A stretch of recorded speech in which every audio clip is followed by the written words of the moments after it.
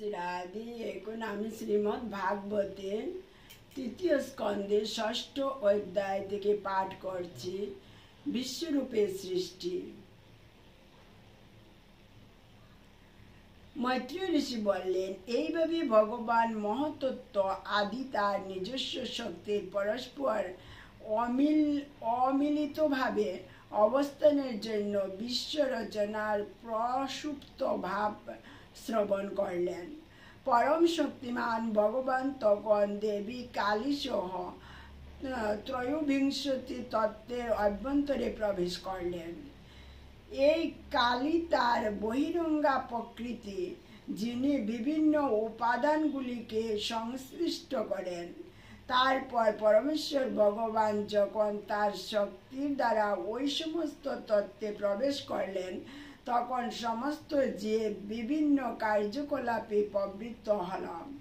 ঠিক যেমন মানুষ ঘুম থেকে উঠে কর্মে প্রবৃত্ত হয়, যখন ত্রয়োবিংশতি তত্ত্বসমূহ ভগবানের ইচ্ছাশক্তির দ্বারা সক্রিয় হয়েছিল, তখন ভগবানের বিশ্বরূপ সৃষ্টি হয়েছিল। ভগবান যখন তার অংশের দ্বারা বিশ্ব সৃষ্টির উপাদানে প্রবেশ করলেন, তখন সেইগুলি বিরাট রূপে পরিণত হল, যাতে সমস্ত লোকসমূহ এবং চরাচর জগৎ অবস্থান করে। হিরণ্ময় নামক বিরাট পুরুষ 1000 দিব্য বৎসর ব্রহ্মাণ্ডের জলে বাস করেছিলেন এবং সমস্ত জীবেরাও তার সঙ্গে শায়িত ছিল। মহত্ত্বের সমগ্র শক্তি বিরাট রূপে স্বয়ং নিজেকে জীবের জ্ঞান শক্তি, ক্রিয়া শক্তি এবং আত্মশক্তিতে বিভক্ত করে পুনরায় সেগুলিকে যথাযথভাবে 1, 10 এবং 3 প্রকারে বিভক্ত করলেন। বিরাট পুরুষ পরমাত্মার পরম অবতার এবং অংশ, যিনি অসংখ্য জীবাত্মার আত্মা এবং তার মধ্যে সমগ্র সৃষ্টি বিরাজ করে, যা এইভাবে সংবর্ধিত হয়। 3, 10 এবং 1-এর দ্বারা বিরাট পুরুষের প্রতিনিধিত্ব হয়, অর্থাৎ তিনি শরীর, মন ও ইন্দ্রিয়। তিনি 10 প্রকার প্রাণশক্তির দ্বারা চালিত সমস্ত গতিবিধির নিয়ন্ত্রণকারী শক্তি এবং তিনি এক হৃদয়, যেখানে প্রাণ শক্তি উৎপন্ন হয়। পরমেশ্বর ভগবান বিশ্ব সৃষ্টির দায়িত্ব সম্পূর্ণ সমস্ত দেবতাদের পরমাত্মা। দেবতাগণ কর্তৃক এইভাবে প্রার্থিত হয়ে তিনি নিজে নিজে বিচার করেছিলেন এবং তাদের অবগতির জন্য বিরাট রূপের প্রকাশ করেছিলেন। মৈত্রেয় বললেন, পরমেশ্বর ভগবান তার বিরাট রূপ প্রকাশ করার পর কিভাবে নিজেকে বিভিন্ন দেবতা রূপে পৃথকীকৃত করেছিলেন, তাই এখন আপনি আমার কাছে শ্রবণ করুন। তার মুখ থেকে অগ্নি বা তাপ পৃথক রূপে প্রকাশিত হলে সমস্ত লোকপালগণ তাদের স্বীয় স্থান সহ তাতে প্রবেশ করলেন। সেই বাক শক্তির দ্বারাই যে বাক্যের মাধ্যমে নিজেকে প্রকাশ করে।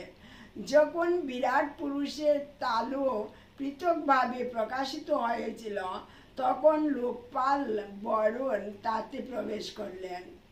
এইভাবে জিহ্বার দ্বারা সব কিছুর স্বাদ গ্রহণ করার ক্ষমতা লাভ হয়। ভগবানের 2 নাসারন্ধ্র যখন পৃথকভাবে প্রকাশিত হয়, তখন অশ্বিনী কুমারদ্বয়ের তাদের উপযুক্ত সেই স্থানে প্রবিষ্ট হন। তার ফলে যে প্রত্যেক বস্তুর ঘ্রাণ গ্রহণ করতে পারে। তারপর বিরাট পুরুষের চক্ষুদ্বয় পৃথকভাবে প্রকাশিত হয়। তা আলোকের পরিচালক সূর্যদেবের দৃষ্টিরূপ নিজ অংশসহ তাতে প্রবেশ করলেন এবং তার ফলে জীবরূপ দর্শন করতে পারে। বিরাট রূপ থেকে যখন পৃথকভাবে ত্বকের প্রকাশ হয়, তখন বায়ুর পরিচালক লোকপাল অনিল স্পর্শেন্দ্রিয় সহ তাতে প্রবেশ করলেন। তার ফলে জীবের স্পর্শ জ্ঞান লাভ হয়। যখন বিরাট রূপের কর্ণদ্বয় প্রকাশিত হয় তখন দিকসমূহের নিয়ন্ত্রণাধীন দেবতাগণ স্বীয় শ্রবণেন্দ্রিয় রূপ অংশ সহ তাতে প্রবেশ করলেন। তার ফলে সমস্ত জীব শব্দ শ্রবণ করার ক্ষমতা প্রাপ্ত হন। যখন ত্বক পৃথক রূপে প্রকাশিত হয় তখন স্পর্শের নিয়ন্ত্রণকারী দেবতা তার অংশ সহ তাতে প্রবেশ করলেন। তার ফলে জীবের স্পর্শজনিত সুখ এবং কণ্ডুয়ন বা চুলকানির অনুভব হয়। সেই বিরাট পুরুষের উপস্থ ইন্দ্রিয় পৃথকভাবে প্রকাশিত হলে প্রজাপতি ব্রহ্মা শুক্ররূপে অংশ সহ সেই ইন্দ্রিয়ে প্রবিষ্ট হলেন।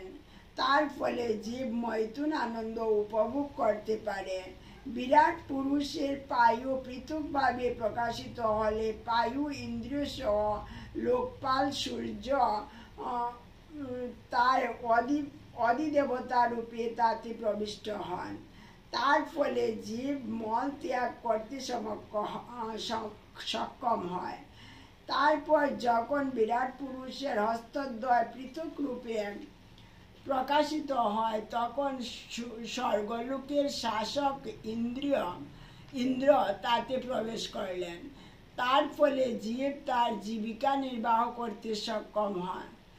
তারপর বিরাট রূপের পদদ্বয় পৃথকভাবে প্রকাশিত হয় এবং তার ফলে বিষ্ণু নামক দেবতা প্রকাশিত হয় এবং তার ফলে বিষ্ণু নামক দেবতা পরমেশ্বর ভগবান নন।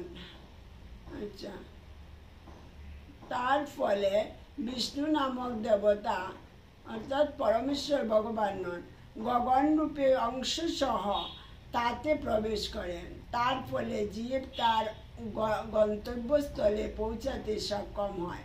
বিরাট রূপের বুদ্ধি যখন পৃথক রূপে প্রকাশিত হয় তখন বেদের অধিষ্ঠাতা ব্রহ্মা এবং বোধ রূপ অংশ সহ তাতে প্রবেশ করেন।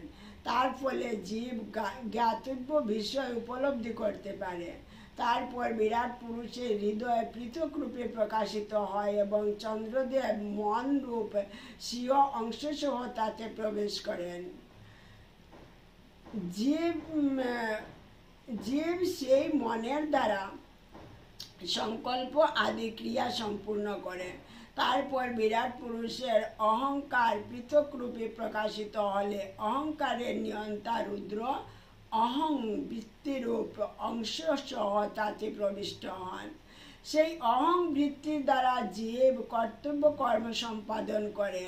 তারপর তার চেতনা যখন ভিন্ন রূপে প্রকাশিত হয় তখন মহত্তত্ত্ব তার আংশিক চেতনা সহ তাতে প্রবেশ করেন। এইভাবে জীব বিশেষ জ্ঞান প্রাপ্ত হতে সক্ষম হন। তারপরে বিরাট রূপের মস্তক থেকে স্বর্গলোক প্রকাশিত হয়। পদদ্বয় থেকে পৃথিবী এবং নাভিদেশ থেকে আকাশ উৎপন্ন হয়। সেই সমস্ত স্থানে জড়া প্রকৃতির গুণ অনুসারে দেবতা প্রভৃতি প্রকট হন। সত্যগুণের বৃহত্তম বৈশিষ্ট্য মণ্ডিত হয়ে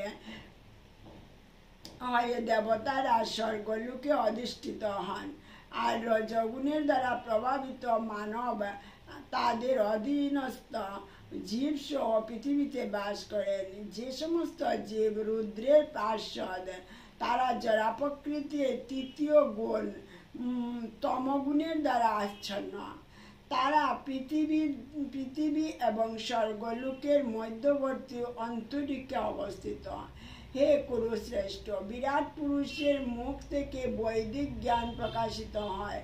যারা এই বৈদিক জ্ঞানের প্রতি উন্মুখ তাদের বলা হয় ব্রাহ্মণ এবং তারা সমাজের অন্যান্য বর্ণের প্রকৃত শিক্ষক এবং পারমার্থিক পথ প্রদর্শক। তারপর সেই বিরাট পুরুষের বাহুযুগল থেকে পালন করা বৃত্তি এবং সেই বৃত্তির অনুসরণকারী ক্ষত্রিয় উৎপন্ন হন।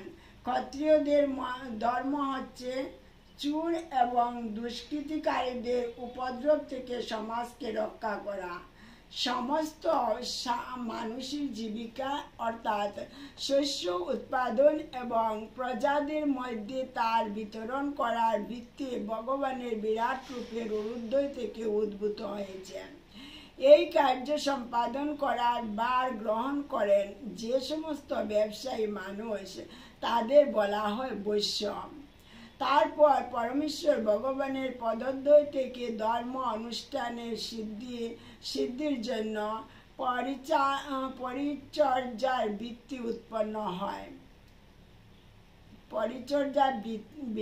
উৎপন্ন হয়। সেই বিরাট পুরুষের পদদ্বয়ে শূদ্রেরা অবস্থিত, যারা সেবা বৃত্তির দ্বারা ভগবানকে সন্তুষ্ট করে। এই সমস্ত বিভিন্ন প্রকার স্ব বৃত্তি সহ সামাজিক বিভাগ পরমেশ্বর ভগবান থেকে উৎপন্ন হয়েছে। তাই পারমার্থিক উপলব্ধি এবং মুক্ত জীবন লাভের জন্য গুরুদেবের নির্দেশানুসারে স্বীয় বৃত্তি আচরণের দ্বারা পরমেশ্বর ভগবানের আরাধনা করা কর্তব্য। হে বিদুর, পরমেশ্বর ভগবানের অন্তরঙ্গা শক্তির দ্বারা প্রকাশিত বিরাট রূপের দিব্য কাল, কর্ম এবং শক্তির মাহাত্ম্য কে নিরূপণ করিতে পারে বা মাপতে পারে? আমার অযোগ্যতা সত্ত্বেও আমার গুরুদেবের শ্রীমুখ থেকে আমি যতটা শ্রবণ করতে পেরেছি এবং আমি নিজে যা বুঝতে পেরেছি, তার দ্বারা আমি বিশুদ্ধ বাণীর মাধ্যমে ভগবানের মহিমা কীর্তন করছি। যদি আমি তা না করি তাহলে আমার বাকশক্তি অসত্য থেকে যাবে। পুণ্যশ্লোক ভগবানের কার্যকলাপ এবং গুণাবলী কীর্তন করাই মানব জীবনের সর্বোচ্চ সিদ্ধি। ভগবানের এই সমস্ত কার্যকলাপ মহান ঋষিগণ এমনকি সুন্দরভাবে উপলব্ধি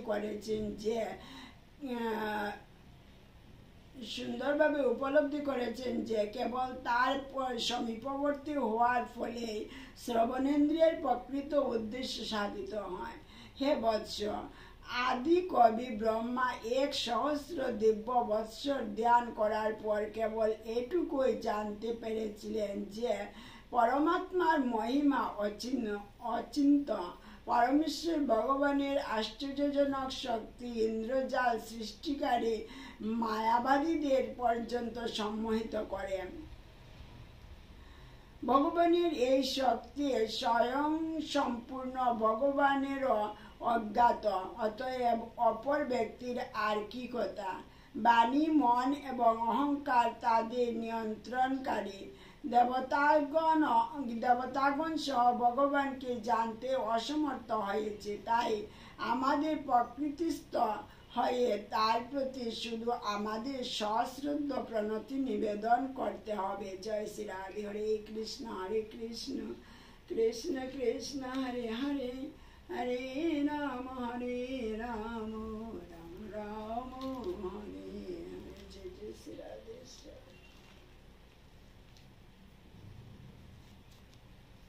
জয় শ্রী রাধে।